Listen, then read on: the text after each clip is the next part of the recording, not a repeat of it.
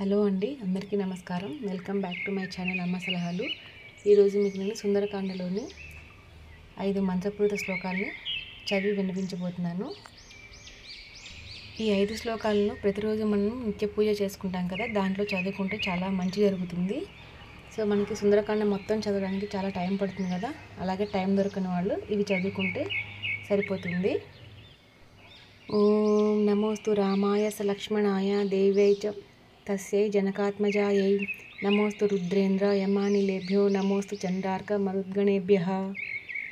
ఓం జయత్యతి బలో రామో లక్ష్మణశ్చ మహాబలః రాజా జయతి సుగ్రీవో రాఘవేణాభిపాలితః.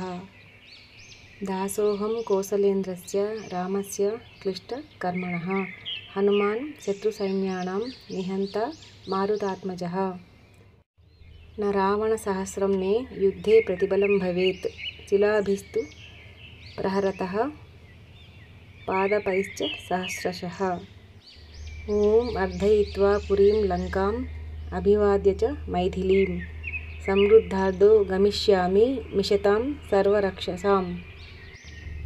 సో ఈ 5 శ్లోకాలను మీకు కుదిరినప్పుడల్లా చదువుకొని హనుమంతునికి నమస్కరించుకోండి. నమస్తే.